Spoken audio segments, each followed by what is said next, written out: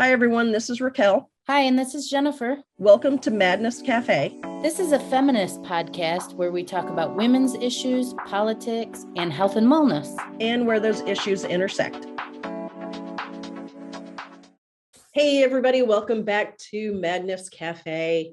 Today, Jennifer and I are going to do another sort of shoot from the hip kind of episode. And we want to talk about fairy tales.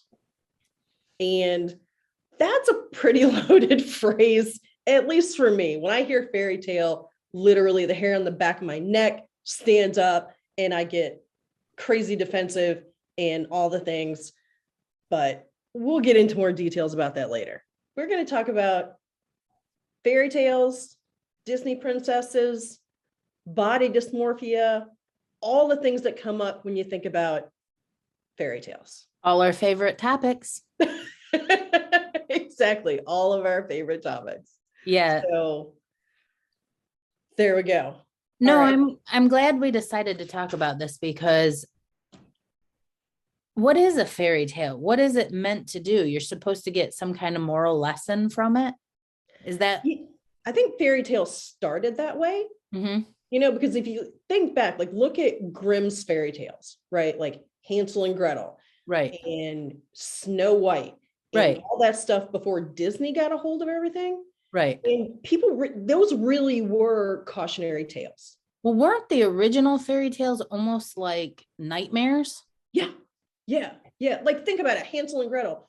This old woman, quote unquote, witch is putting little kids in the oven and cooking them and then making snacks out of them. I mean, right on. That's really, that's really nightmares, right? But the basic idea was, you know, don't go wandering out in the woods and wandering into some old lady's house or somebody's house that you don't know. Stranger danger. So the idea was to terrorize your children so that they wouldn't do what they weren't supposed to do? Yes. Okay. Yes, that's it exactly. Yes. Yeah. So then Disney gets a hold of everything, and it's this whole idea of, and I know people are going to come at me about this, but it's basically this whole infantilizing women. Women need to be saved. You know, this woman needs her prince who's going to come and save her.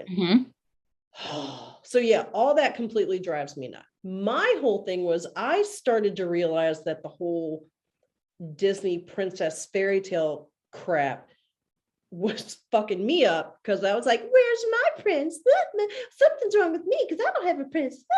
And I just thought, you know, this is stupid. This is just the dumbest. This is stupid. You know why you don't have the prince? Because I don't need the prince. No. We're in the fairy tale right now. No, it's because you're the ugly stepsister.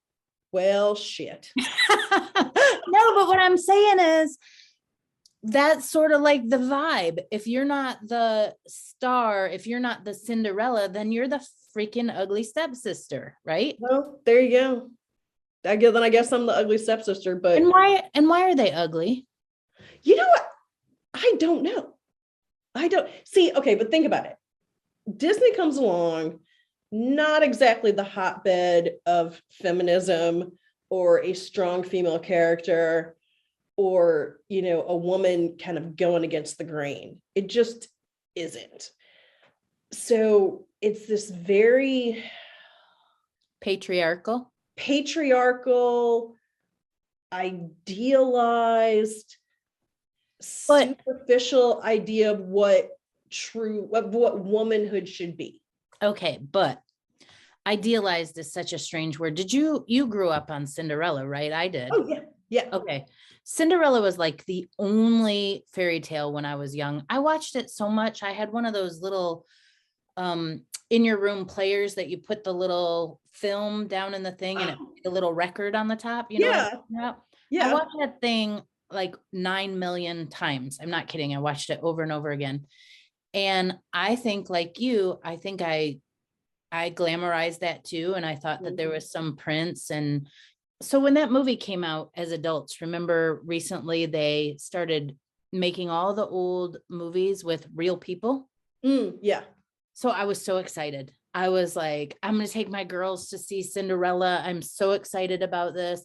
We got all dressed up. We went to the movies. We watched Cinderella. And by the end of the movie, I was almost fucking speechless. And the girls are like, what's wrong? And I said, I'm just going to tell you right now, I'm no fucking Cinderella.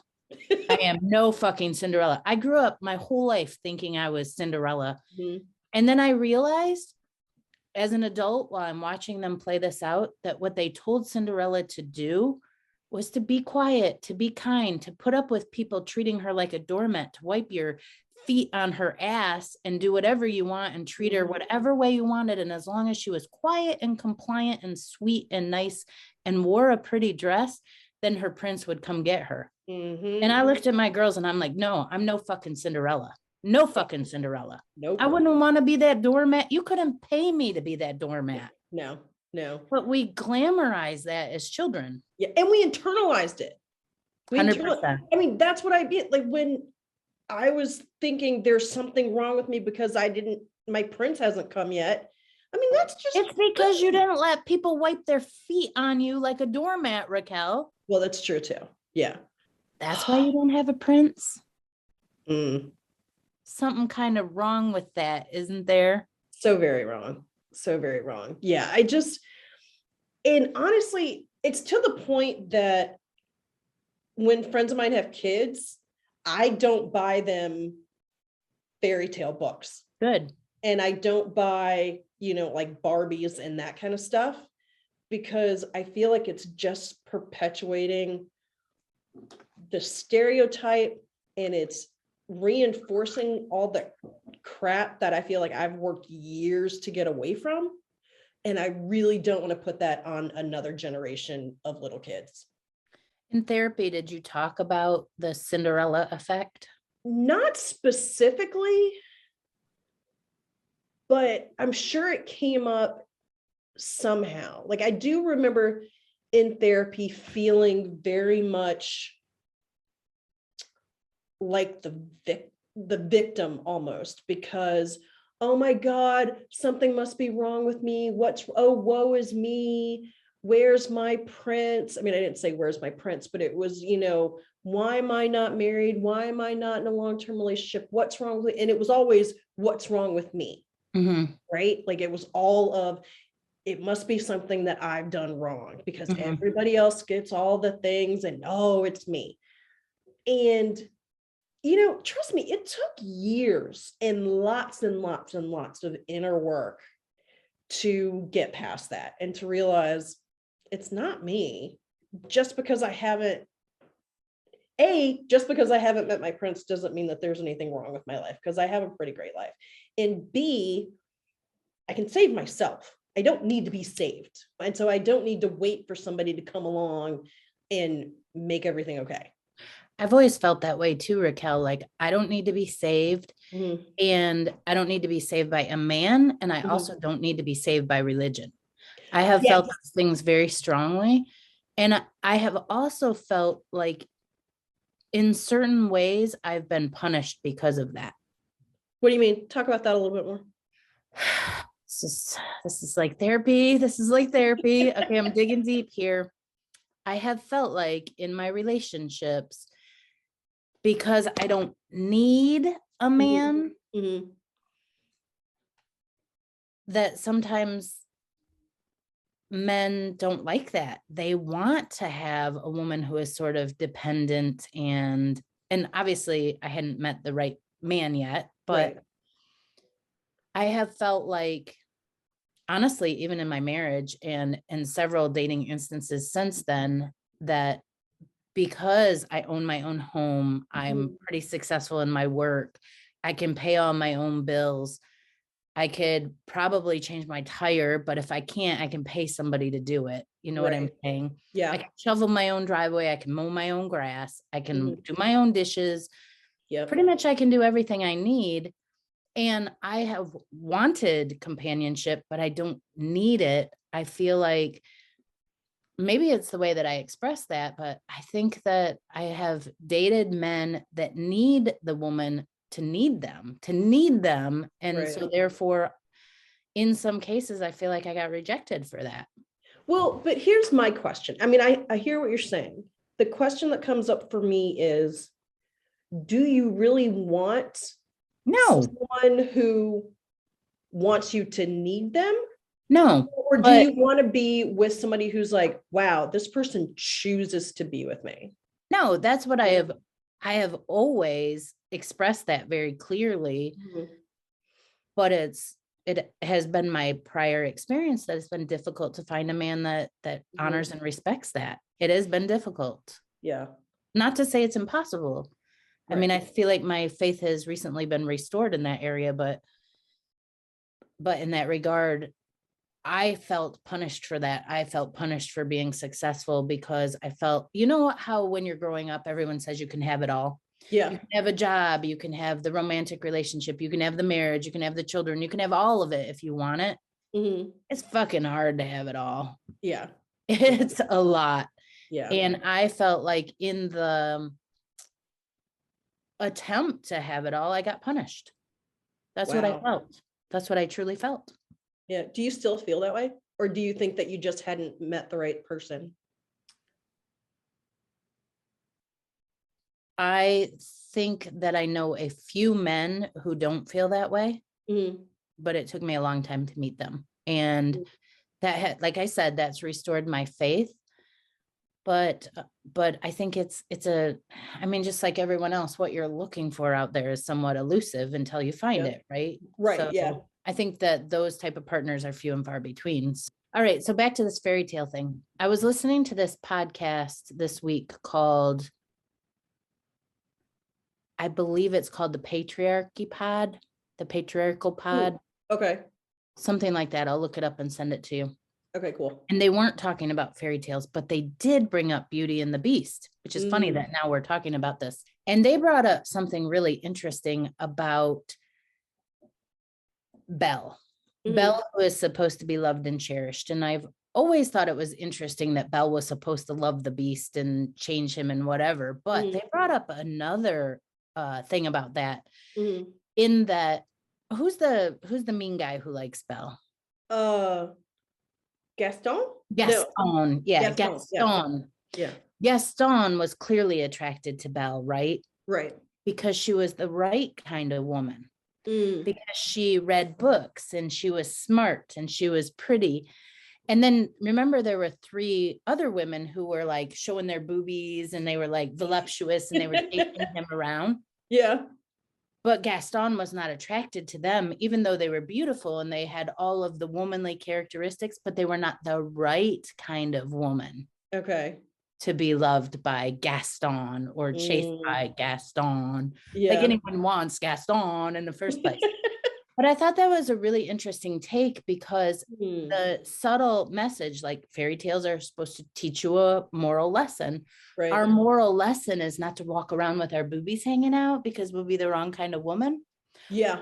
Our moral lesson is we need to make sure that we're the type of woman who's reading books all the time and, you know, going out of our way to like take care of the Beast when he is in need, because that's the right kind of woman. Yep. And I thought that right there, they hit on something I never thought about fairy tales before. There's so many subtle messages in there about what type of woman that you're supposed to be in order to be desirable or worthy, in order to be worthy of that relationship. So if you walk around with a dress with your boobs hanging out, you're clearly not worthy of a relationship. Of course not. Right. Trollop. But then it will also be your fault that men are attracted to you. Of course. Well, it's always your fault. Right. You know, come on.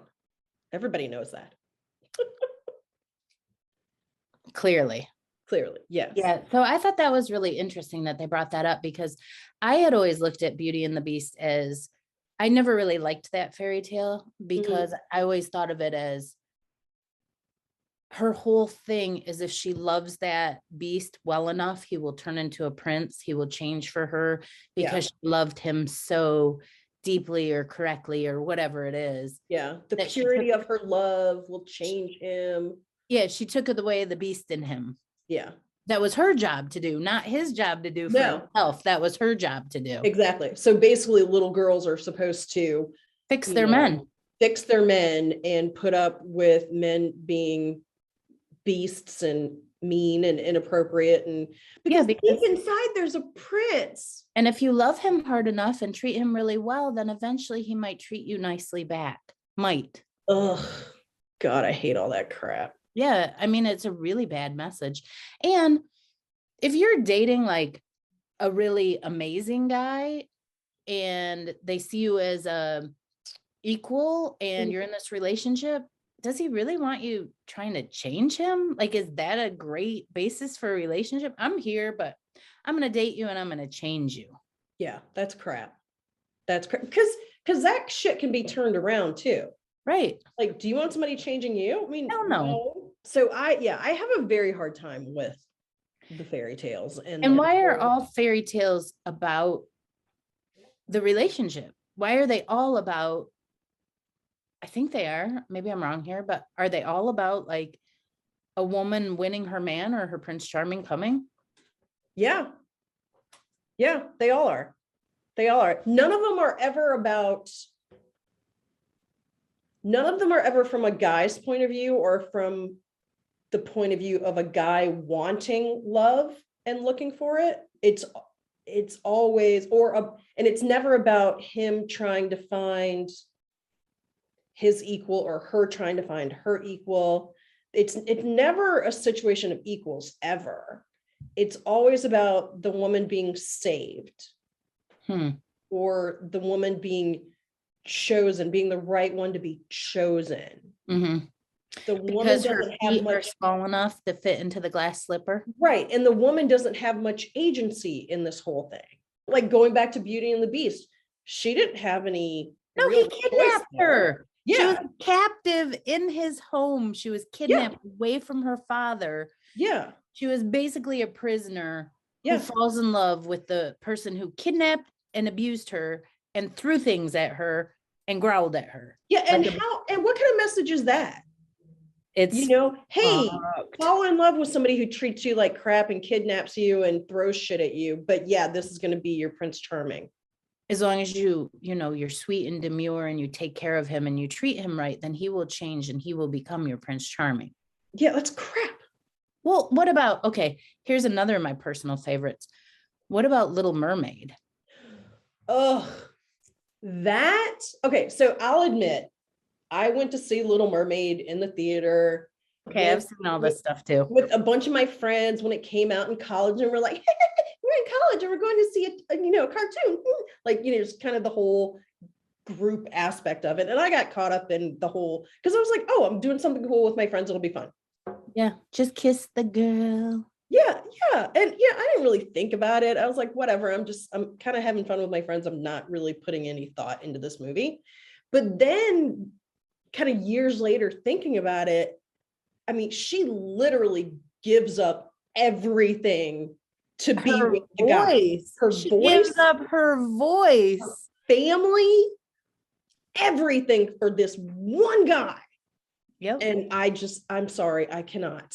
I have very little patience for that. He falls in love with her and they've never spoken a word to one another. She's never said a word out loud. And that is love. What is he in love with? Her red hair and her hot bod? That's it. Is it her intellect? Because she's never spoken a word. Like, what have they shared? Without speaking a word, there's no chance that she's ever going to disagree with him. Prince Eric. Mm-hmm. Yep. There's no way she's going to contradict him. Oh, of course, she's so smart. She hasn't contradicted me. She hasn't challenged me. She disagrees with everything I say. That means she's smart. She's also not my partner who, challenges me and helps me to grow and teaches me about new things. Nope, she's completely silent. She can't say a word. But in these fairy tales, she's a stand-in. She's literally just, oh, look, this is an object of his love or whatever. She's going to give up everything to be with him, and being with him is going to mean basically propping him up. All right. Do you want me to tell you my painful fairy tale story? Yes. Okay. But I just have to say, What I just said makes me sound like I totally hate men. Okay, we're feminists, but we don't hate We men. don't hate men. We hate the fairy tale lie that has been spoon-fed to us, and it's also damaging to men. Yes, it is. Because men deserve dynamic, amazing partners who want to work on self-improvement, who want to grow together, who want to contribute, who want to talk, who want to be fully actualized. I mean, yeah, they deserve really great partners just like we do. Right. And we want to be really great partners. Exactly. So I'm sorry. Yes, your painful story. Sorry. You don't hate men. Okay, back to your painful story, Jennifer. Let's hear your painful story. This is my story, but this is also my daughter's story. I grew up on Cinderella, and my oldest daughter was in love with the Little Mermaid. That was her thing. When I was going through my divorce and her dad and I were on the outs and he wasn't living here anymore, my daughter was like in her full-on Little Mermaid stage. And one night when I was tucking her in bed, she said very painfully to me, "Mommy, I wish you were more beautiful so that Daddy would still love you." Yeah. Oh, no. And I knew that that was not a true statement. It still like stung a little, right? It's like, right. Knife to the heart, but not really, because I knew that first of all, not to be vain, but I know I'm a good looking person. You're beautiful. Also, not to be naive, I know marriage has a lot to do with a lot more than just what we look like. And I knew that the problems in our marriage were not based on what I looked like or what he looked like or all this, but I'm talking to a 6-year-old little girl who is our daughter, who is hooked into fairy tale culture. And this is why fairy tale culture is so damaging, because in her little cute, beautiful, sweet, kind-hearted heart, she thought Daddy and Mommy were getting divorced because Mommy wasn't the beautiful little princess anymore, right? No. That's heartbreaking. Yeah. So my daughter recently wrote a story about this whole incident, because we've talked about this a lot on the podcast, but we all have our own issues with body dysmorphia. And I actually now think that the entire female population of the United States and beyond has body dysmorphia. Oh, yeah. I think it's to a global level. But that being said, my daughter, my beautiful daughter, has some body dysmorphia, and she's been writing a paper about it. And she stems a lot of it back to the Disney characters and the way that Ariel's hair laid. My daughter has spent multiple years of her life trying to get her hair to look like a cartoon. Oh my God. And the little tiny waist, the long legs, none of us look like that. We just don't, even the best of us based on some kind of effed up standard, we just don't look like that. Human beings don't look like cartoons. Right. I mean, we just don't. That culture, that subculture of cartoons has actually been somewhat damaging on levels that I definitely was not aware of as a parent. Like my daughter feels really bad for saying that, and she doesn't need to, because I was the adult and she was the child. Right. I feel really bad for being a parent that let my kid watch all those damn fairy tales. Like, I feel a certain amount of, damn, I wish I knew better. Well, but I didn't know. You didn't know.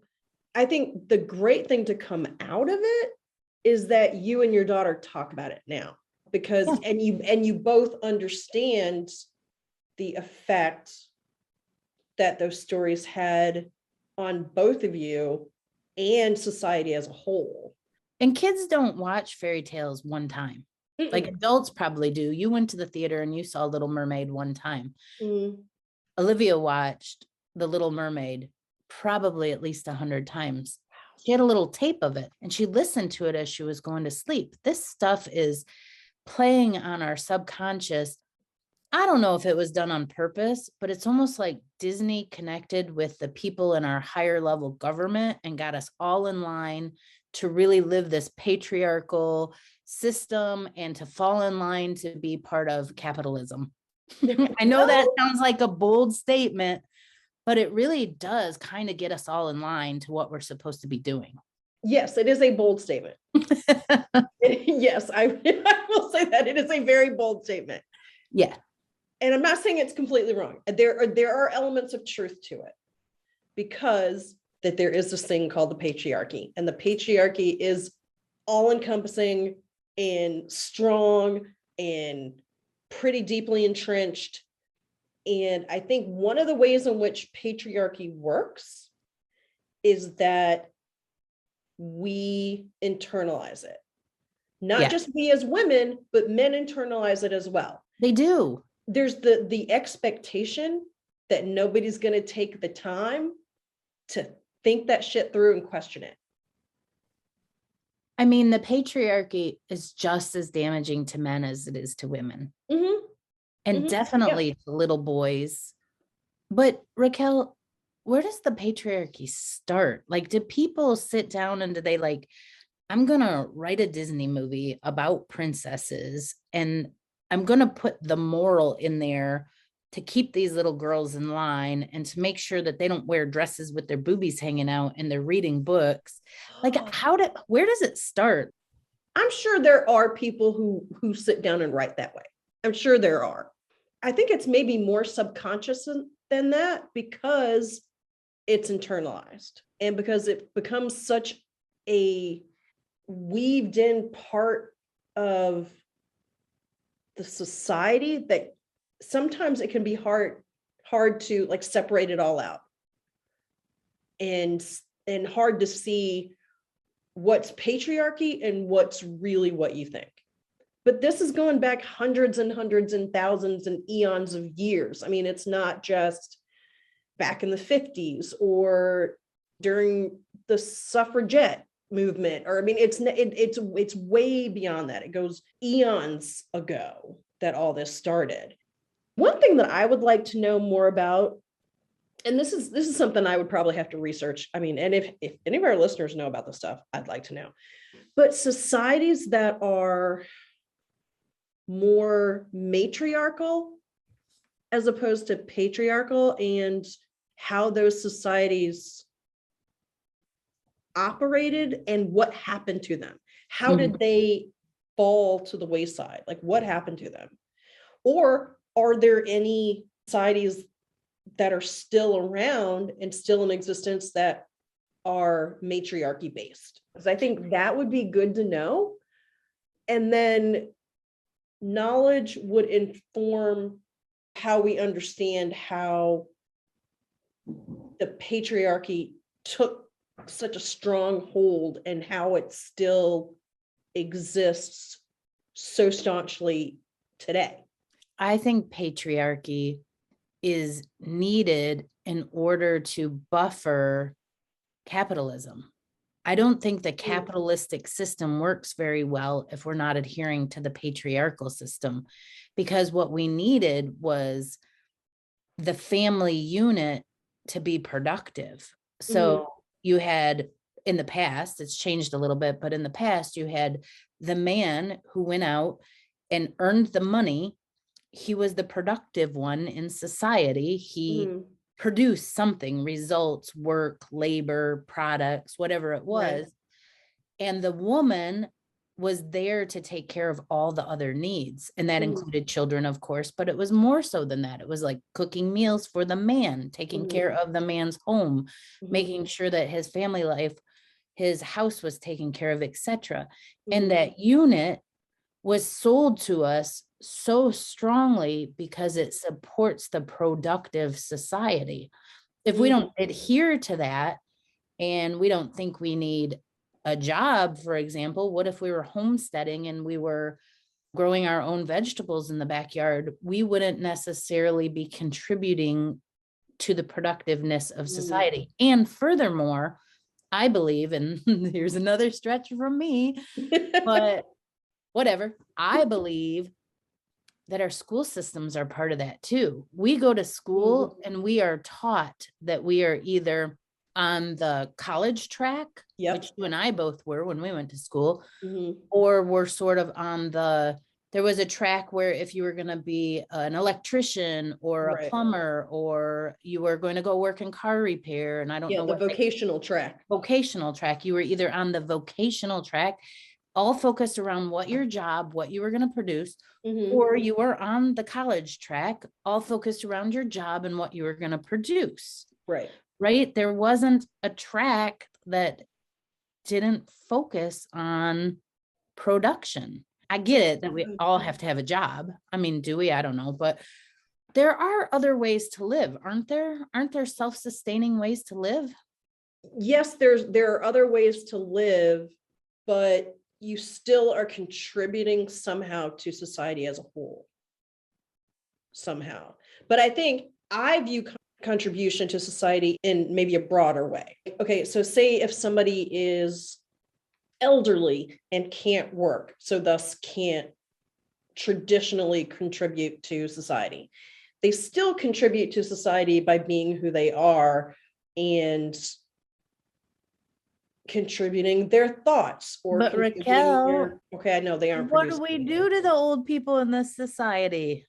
I know. I'm not saying everybody, but as a society, we don't exactly look to our elders for their knowledge. We don't exactly honor our elders. The fact of the matter is, I don't think we allow older people to contribute to society. Well, they retire, right? Mhm. They don't have jobs anymore. They're suddenly like kind of put out to the pasture. Yeah. Am I off base here?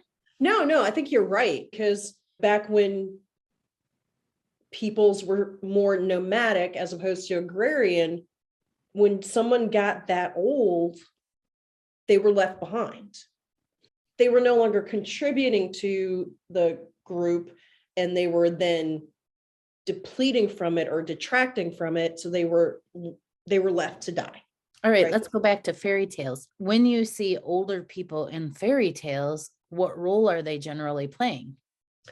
The crone, the witch, or every once in a while Fairy godmother. a fairy godmother. Yes, but even a fairy godmother is not nearly as old as a crone generally.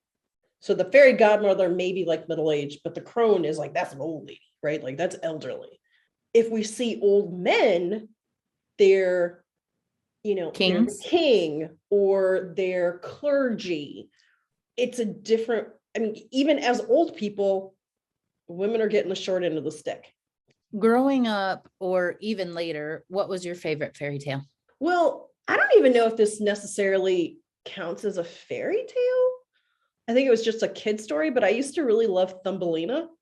Thumbelina. Yeah, I really love that. And I think I think what I really liked about it was that she was tiny Yeah. and she used to sleep in a walnut shell. And I just loved that. Like I just thought she was cute. I don't remember anything else They tried to about steal her and make her marry the old, yucky looking guy, and the young prince tried to save her. Something like that. Well, see, I blocked all that out. I did not remember any of that. So I mean, so but that was probably my, I don't know, the only one that I really was like, oh my God, I love this. Yeah, that was the only one. what about when they decided to do the first Black princess in a fairy tale? That was what, The Princess and the Frog? Did you see that one? Oh, yeah, I did. I did see that. And what were your thoughts on that one? Well, I thought it was good. Bring in a Black woman, that's cool. Yeah, bring in some She diversity. still had a rockin' solid bod, you know, she Oh, yeah. still had the same Barbie bod. Of Right. course. They just basically just used brown paint instead of the peach color paint. I mean, that's basically all that was. And but I thought it was a little sort of, reaching for the low hanging fruit, that the whole story was like, oh, we'll put her in New Orleans and oh, we'll have it center around jazz. I'm like, I wondered about that too when I saw it.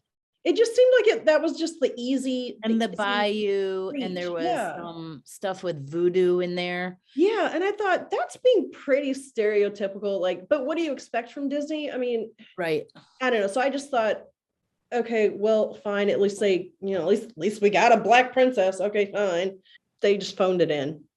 I watched that the other day for the first time. I decided to sit and watch it, and my kids were like, you haven't watched this before? A lot of times when they were growing up, even though I said I never would, I definitely use TV as a babysitter. Of course. So I would just put the movie on and go do what needed to be done. So a lot of this stuff I didn't really even see completely, but I watched it the other day with my mom and the girls, and Olivia said that there were a lot of complaints about it because it was the first Black princess and she spent most of her time as a frog. Yeah. Like the majority of the time she was actually a frog. Mm-hmm. Okay. I mean, maybe good first attempt, but it's not a stellar review. I don't even say that it's a good first attempt. I just think it was like, all right, fine, we got one, it's a start. And then also there's a Disney Princess Barbie doll that goes with it, right? Of course. Right. Of course. Which again, it's basically a regular Barbie doll that they used brown paint on instead of peach colored paint. That is it. Are you calling me peach colored? Yes, you are peach colored. Well, I've told you that story before about like when I was a little kid with the crayons. Okay, so it was kind of off topic, but whatever. So as a little kid, I'm coloring. I was maybe, I don't know, like 5, 6 maybe, and I'm coloring all the little people in my coloring book. I used the peach crayon because I was like, white people aren't the white crayon. The white crayon is what you use for, Casper the ghost. Everybody knows that, right? So I was like using a little peach crayon. And the peach crayon looked like my mom. So I was like, okay, there we go. Here's the peach crayon. Then I pick up the black crayon and I was like, I don't look like the black crayon. No. But people call us black. And I was like, and I remember asking my mom, I go, Mom, why do people call us black? We don't look like the black crayon. We look like the brown crayon. And so, and I was like, Mom, why don't they call us brown instead of black? And my mom, I think, probably just shook her head and walked away, or probably tried to give me some like major lecture about it. But I have no idea what she said. I just remember thinking people look like the peach crayon or one of the brown crayons. They don't look like the white crayon or the black crayon. You were pretty smart. I thought it was really cool when they came out with Crayola came out with a whole box of skin tone. Yes. There were a lot of different shades. We are a lot of different shades. We are, all of us. Yeah. Which makes me always go back to, why is it such a big deal? You can put two of us side by side and we are not the same shade. No. We're just not. No. What about the newer ones that have come out? Because some of them I feel like have a little bit better message. There's the whole one with Elsa and her sister. See, I like that one. I like Frozen. Frozen. Because how does that song go? Let it go. Let it go. Let it go. Yeah. I can't sing in that tone, so I'm not even gonna try. Because it deals with the relationship between the two sisters. Mm-hmm. And I really like that. Mm-hmm. That I think is really cool. And what's funny about that, do you remember the younger sister gets fooled by the so-called prince, and he's like, what, did you think it was love at first sight? I took one look at you and I was in love. And it was like, finally, let's speak some sense here. We don't fall in love because, oh, I love her flowy brown hair. Woo. Yeah. Like, that's not love, people. It's probably lust, which we don't talk a whole lot about in modern day fairy tales. I don't think we generally do at all. Yeah. Not in the kid ones anyway. Definitely. God, please not in the kid ones. Please not in the kid ones. That's attraction, people. That's not love. Mm-hmm. Mm-hmm. So I like the whole relationship between the two sisters, and them sort of coming back together and their love for each other. I mean, that I really, really dig as far as some of the newer fairy tales. And wasn't also like, I don't remember it all that well. I only saw it once, but wasn't it also like Elsa had this personal power that she was trying to deny as a woman? Mm-hmm. And in the end, she really embraces her power. Yes. There we go, people, modern day fairy tale. But she doesn't get saved by a man, right? No, she does not. Finds her own power and freezes everybody and then unfreezes everybody. Yes. Good for her. Yeah. Yeah. So we need more stories like that. I think it helps little boys too to see strong women, or just to see relationships between two women that are about more than where's my prince. Romance. Yeah.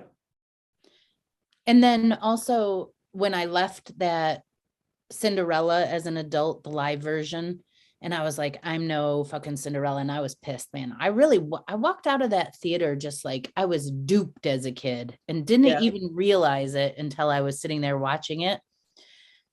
And I think I put it on my Facebook for a while as like my main, I am no Cinderella.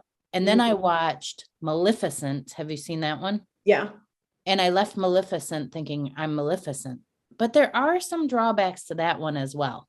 Okay.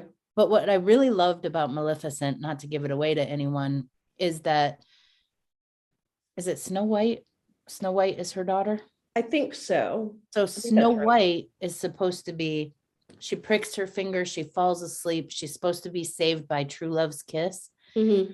And the prince who met her once, everyone thinks, oh, the prince will save her. He comes to give her the true love's kiss and she doesn't wake up, right? Yeah. And then her mother, Maleficent, kisses her and she comes back to life or whatever. That is true love. I so identified as that, you know, as a mother. I'm like, okay, I won't be Cinderella waiting around for this man on a horse, but I'm Maleficent.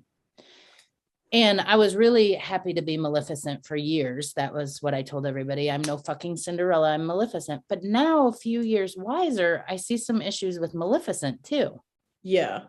In that the whole war, the whole hatred all started because she was kind of scorned by her boyfriend. So remember, he promised his love, but he wanted the kingdom. So he left her for the kingdom and then cut off her wings. Right. Oh, right. Cut off her wings. Right. Metaphorically, this happens a lot in relationships with women. All the time. Right. And when her wings were cut off, that's when the terror of Maleficent came out, right? Yeah. I guess I really totally identified with this. My wings are cut off, and now the terror and the power of Maleficent is coming out. And what's really cool is she fell in love with her daughter, and really her hatred and all of that went away and the beauty returned. But boy, did it ever get spurred by this scorned love. Right. But it was the love for her daughter that quelled that anger and that rage. Yes. Well, that's lovely. The beauty of the daughter, not physical beauty, but the beauty of the love of that relationship restored her heart. Oh. Yeah, I know. I walked out and I'm Maleficent. I'm not Cinderella anymore. I am Maleficent. You're probably more versed on the fairy tales than I am because you have daughters. Daughters that watched all of them. You've probably been a little more, tuned into this than I have. Are there any fairy tales where it's a single woman, or just standing in her strength, and there's not a love interest? I don't think so. When I was a kid, I had a stepmother who bought me a book because she was smart, the stepmother of mine. She wasn't the most loving woman in the world, but she was smart. She saw where I was going with Cinderella, and she gave me a book for Christmas called The Practical Princess. You probably could find this book. It had lots of stories. I read it probably 100 times. I loved the stories. They were stories about strong women princesses. But one of the issues I found, a lot of times when we try to recognize a woman for her smart brain, her ability to think, we take away her beauty. Okay. It was called The Practical Princess. She was very practical thinking. She was very matter of fact. She knew how to solve problems. And therefore, they didn't focus on her beauty. And I think the problem with that is it left me thinking you were one or the other. You were a beautiful princess or you were a smart princess. And women are, as you all know, I don't have to tell anyone this, women are multifaceted. We can be beautiful and smart at the same time. And we don't have to be any of those things and still be of value. I personally believe all human beings are beautiful. Are they beautiful in the way that our society views it? Hardly anybody meets that standard, right? The standard is ridiculous, and we all have various degrees of meeting it. But if you really look at a human being, like really look at them, they're all beautiful. They probably all have interesting minds as well, even if we couldn't qualify them as what we would call typically smart. Like if we were to take an IQ test, we don't all have the same IQ, but we have different ways of thinking about things. Yes. Human beings are just, they're just multifaceted. And I think the problem with stories, fairy tales, is that that new fairy tale that's out is actually a really good example about this. It's called Encanto. Yeah, I haven't seen it yet, but I keep planning on seeing it. This is what that is about. And I actually cried while I was watching it because it's about each family member having a gift. What is their gift? Right. And one of the women, their gift actually was beauty. And another woman, her gift was strength. And like, of course, everything is super exaggerated because it's your gift, but it showed how people get sort of pigeonholed into what their gift is. So if you're the one that's beautiful, and that becomes all that anyone sees about you. Yeah. And that it makes you a one-dimensional creature. And the same with strength. Like I cried, and I guess a lot of people really did identify with the woman of strength. I cried when she sang her song because I have felt so much of that pressure in my life to be the strong one, to carry the load, to take care of things. But come to find out, I saw something on Facebook today about that. Young girls are buying more of the merchandise from the strong girl than they are from the beautiful girl. Now, the truth is, we are both strong and beautiful. Right, exactly. That's the truth. I probably just ruined it for everybody. A lot of people have been complaining that it's too surface level. Yeah. I physically cried because I have felt what they were singing about. Right.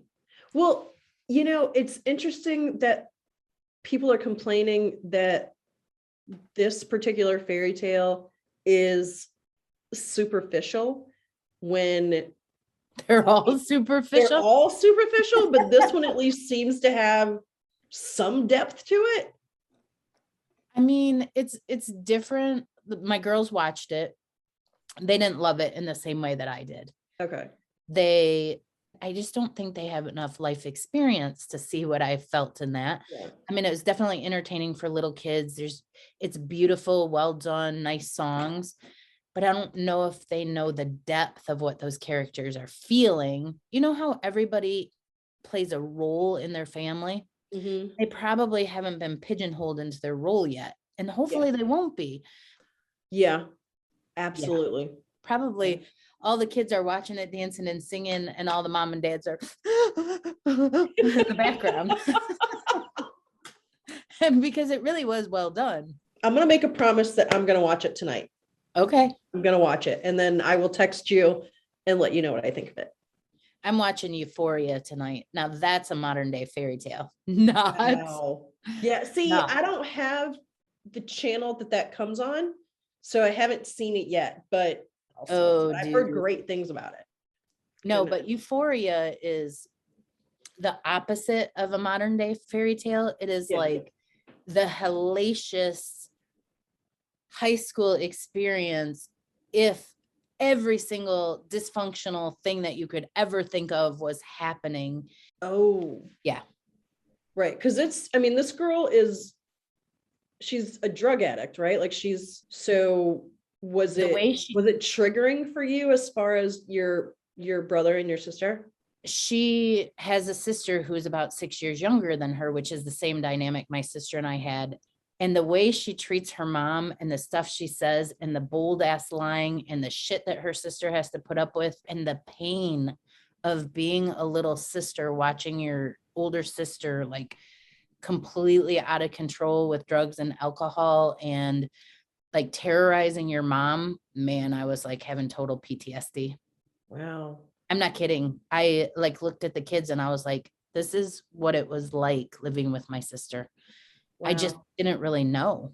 There you go, modern day fairy tales. Yeah, there you go. Yeah, I didn't mean to get us completely off target, but that's what I do. Yeah. You're the scholar and I'm the talker. Well, I think we yeah, those are our roles. But I think we both kind of bleed over into the other for sure. Of course. Yeah. So, I wonder if can there be a fairy tale that has fully actualized characters who aren't ruled by the patriarchy? Or does that then become something completely different? Does a fairy tale, by definition, have to remain in that box, or can it develop into something fuller that would be beneficial to? It is completely 100% possible. The thing is that the rom-com, the fairy tale, those things sell because we as consumers are still consuming that story. Right. However, some of us are starting not to consume that. Yeah. Some of us are starting to say what I said, fuck that. I'm no Cinderella. I may be more like Maleficent. So yes, but our lives are not devoid of romance. So even if you are a strong, successful, make it on your own woman, I don't think we want lives devoid of romance, do we? No, Exactly. not at all. Yeah. I think we need to realize that there's more to love than romantic love.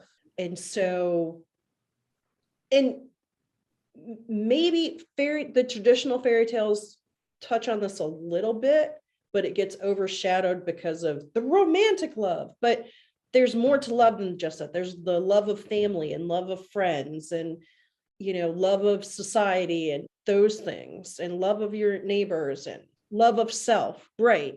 Like in Beauty and the Beast, Belle loves her father. Isn't it that her father got kidnapped, trades places with him? So there's that love of books, which that's love of self, to continue to learn and to grow in your knowledge and in your ability. That's self-love. So focus just needs to change a little.